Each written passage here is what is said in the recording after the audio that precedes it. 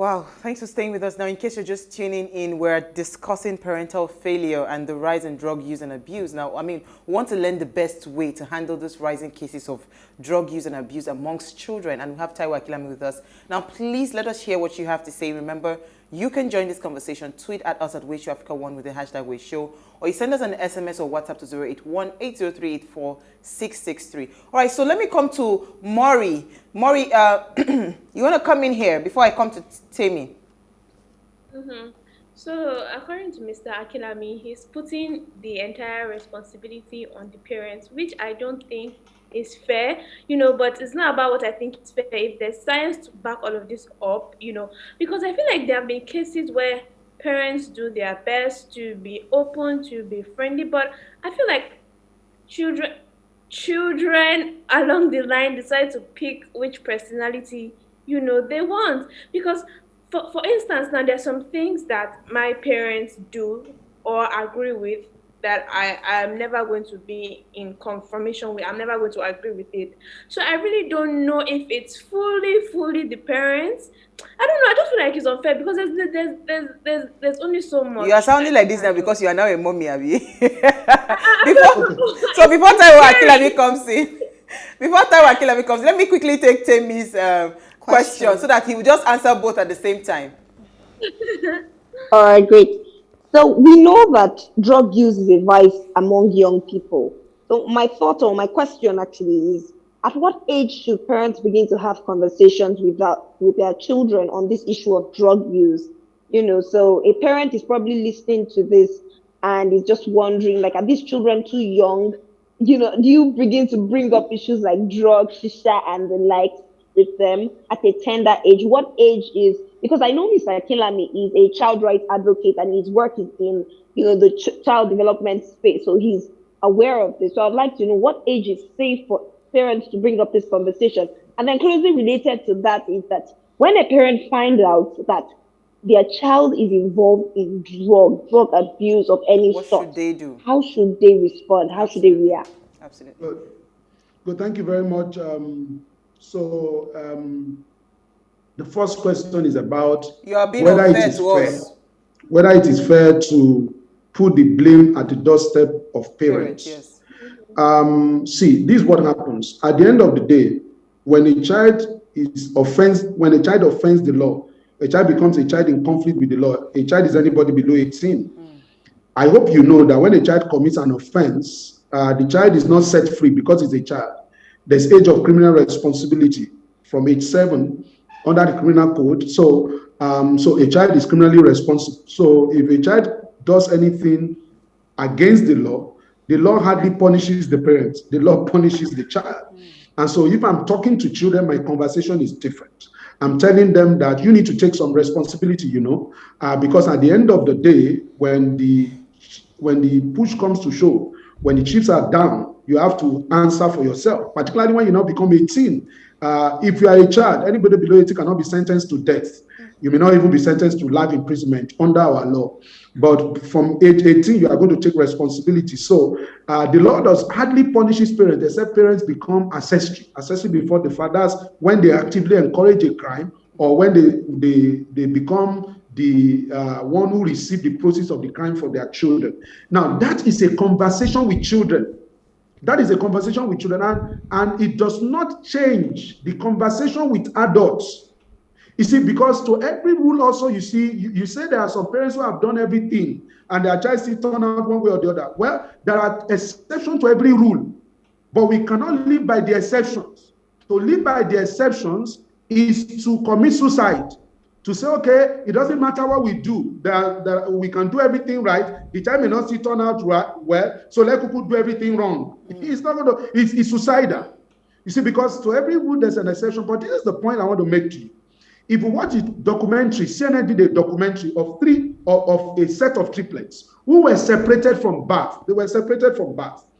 And CNN concluded in that documentary that what marked a difference in the lives of those 3 children who became adults, as a matter of fact, one of them committed suicide in adulthood. What made a difference was the parents who raised them. they turned out after the kind of home that they went to. It did not matter that they came from the same womb. It did not matter that the same father was their father. As a matter of fact, a father this day is somebody who has influence on children, and so also a mother. That's the study of epigenetics, which can be stronger sometimes than DNA. Attachment of a child to parent is stronger sometimes than DNA by blood relation. You know, so that is one. Number one is that, you see, you cannot possibly teach your children everything your child needs to know. It's not possible. So what you need to teach your child is the foundational principles, and ensure that your child is hearing one voice all his or her life. So what does that mean? To hear one voice means that everything you expose your children to are people who agree with your value system. If you want to send your child to a school, you want to check out their own value system. If you want to send your child to a place of religious place of worship, you want to check whether they have the same value system with you. If you want to leave your children with friends, you want to check whether they have the same value system, because you want your child to hear one voice. That one voice is the voice of the value system that is dominant in your family. Please note, it's not everything your child does wrong that is wrong, according to global principles that God created to govern the affairs of this world. Some of the things we punish our children for is just that we are ignorant that there's nothing wrong about. For example, a child reluctance is not disobedience, because if you are dealing with a reasoning being who is supposed to process information, it can be reluctant. I say, "Mommy, come again, I don't get it." At that point, we Africans, we get angry. We say, "Who is talking that you are talking? You better go and do what I told you to do." Then we want to raise animals, and we are angry now that they want to be counting cows. And the children that we are raising want to be raising them as cows. It ought not to be so. So for me, I think that is critical. Now, if you send your child to a boarding school, for example, you know, the whole idea of boarding school started with parents who found certain behavior, certain value system in a clergy, and they send their children to that clergy to corroborate their own teaching to their children, so that their children can see that this thing that their parents are talking about are not calling it the five fables, that other people are practicing it. That is how the whole idea of boarding school started, before it became institutionalized.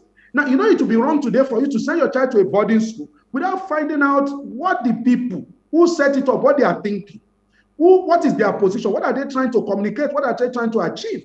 It will be wrong. So for me, that is it.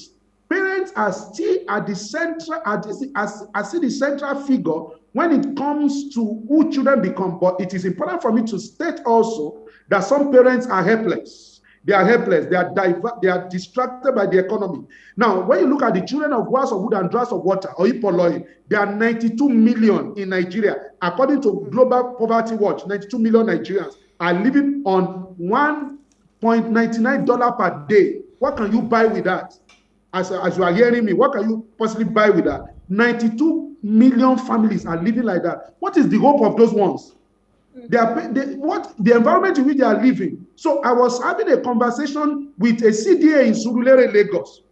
They said in this community, if you give a 3-year-old money to go and buy them, the 3-year-old knows where to go and buy it and collect change and bring it back. In Surulere in Lagos, I was having a conversation. We were having community dialogue, because we were interested at the level of CPN to solve this problem of drugs, and we're having a conversation with the community. What do you think is the problem? They point to the helplessness of the parents. When there are some guys in the community, after playing Baba Jebu, they sit down in the morning and they smoke their lives away. Young people are looking at them. There's nobody in the community that can talk to them. They are jobless. They have not even gone to school. And so those are the models in the community.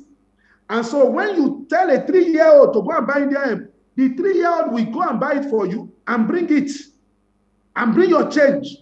That is the issue. And these parents are helpless. Some of them, by virtue of their own helplessness and depression, they're also on drugs. They're also sending their children to go and buy them. You know, when I was growing up, I bought cigarette for my father. I bought beer for my father. I started drinking the residue of what I bought for my father. That's how I started drinking. When I went to return the bottles, we will now be drinking small. They call it aregomu.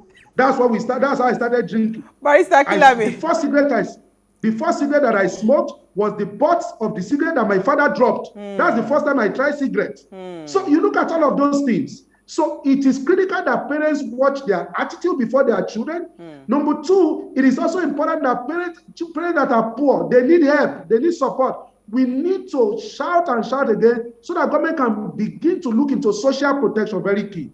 As to Temi's question, as to what age do we begin to talk to our children? And when you now find out about your child using drugs, how do you approach it? So let's try to keep it short because I want you to talk on this cookie drug. Okay. So, okay, which one? Now, at what age? You see, I love what Miriam said when we started, that the line between good and bad has been dulled.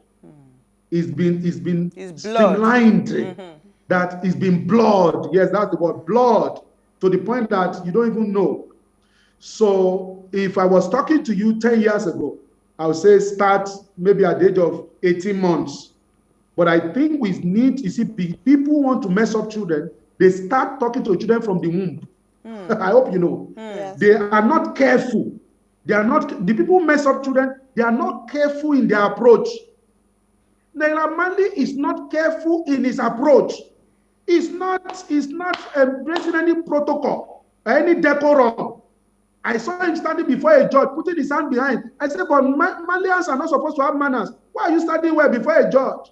When you enter a plane, why are you using belts? You say Malians will stand to fly to Abuja or to UK, you will compound yourself. So this is the point for me. We need to start as early as possible. From the womb self, start telling the child, this is what I believe, or this is what is right. Because science has not told us that children start hearing from the womb. Yeah. So when we now teach our children, we now become age appropriate as they grow. Because again, we don't want to store their curiosity and be telling them movie-like stories that will now make them to now begin to look forward to trying drug or trying sex and trying all of those things. So we have to start early by naming it. Naming these things. Substance are plenty now.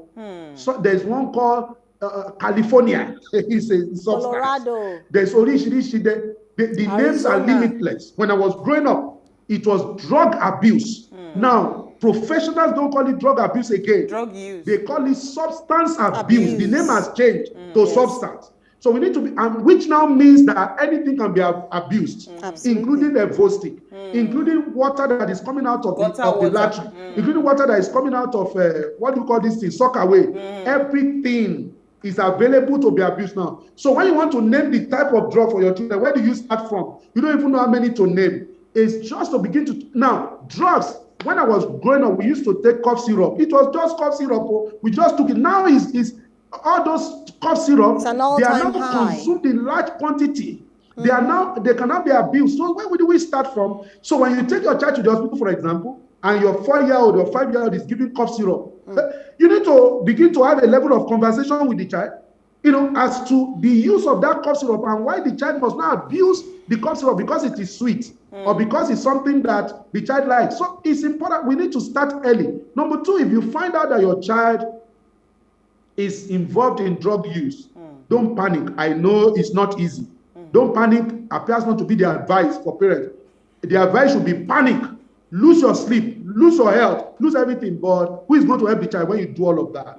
First, understand your role in the matter. What role did I play in the matter? Acknowledge your role to your child. Very, very important. That's where healing starts from. Now, see an expert. Don't try to solve the problem on your own. See an expert who have invested their lives in this area, who themselves, maybe some of them were even drug addicts in the past. See them down, let them have conversation with your child so that they can work out a rehabilitation plan. But a rehabilitation plan is secondary. We now need to revisit the value system we have inculcated in our children. When we are wrong, we need to apologize to our children and begin to see how we can begin to start the journey with them. It cannot be we against you. It cannot be your come and look at your son, come and look at your daughter. Yes. It cannot be I told you before. I know this. This is not the time to apportion blame. And the way to do that is to separate what is wrong from who is wrong. Who is wrong is a judgment of the child. What is wrong is a judgment on the behavior. I love you, my son, my daughter, irrespective of what has happened, but I don't love this your behavior, because this your behavior will destroy you, will mess you up. It's not about the name of our family, the Jemmy Bewans, hey, our name. No, that is not the issue. When you begin to do things like that, you are selfish. But what you are supposed to do is to begin to say, okay, how do we work together? Now note, it is not easy.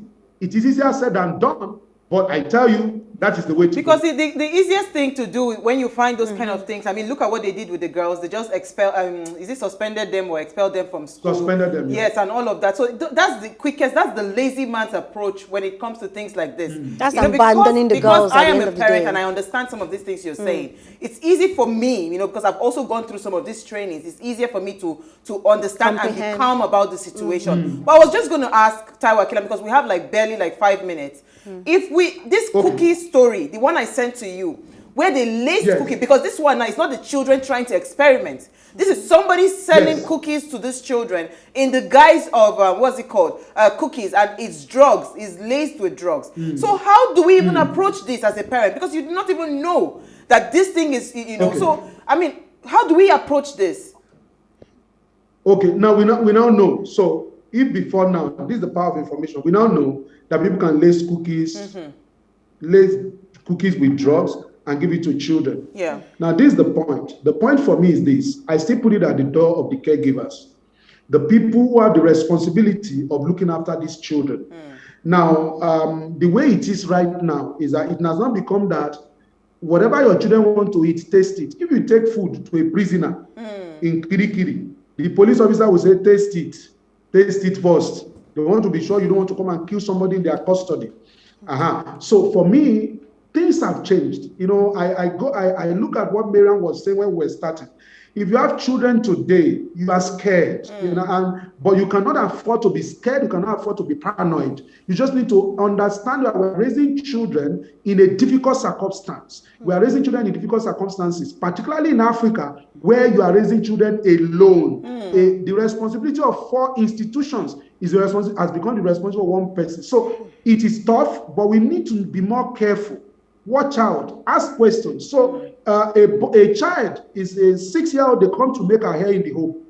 And anytime the child cries, the woman who comes to make the hair gives the child a phone. And so the parents of this 6-year-old began to notice some strange behavior, sexual behavior in the child, touching her vagina, doing all kinds of things. And the parents were concerned, because as far as they were concerned, they've disciplined themselves, they've kept their sexual life, private before their children. So the day the hairmaker came, the hairdresser, I don't know what they call them, came to come and make the hair of the child.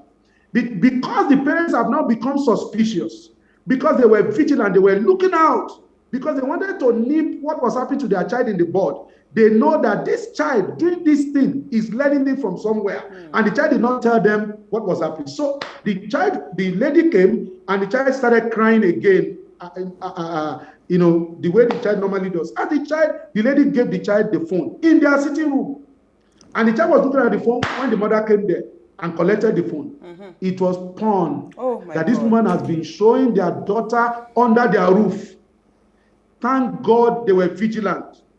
Thank God they could pick the signs that their child was misbehaving and her behavior was strange. Another mother, another father will slap the child. Why are you touching your kukuru? Why are you touching? I've told you not to touch that place.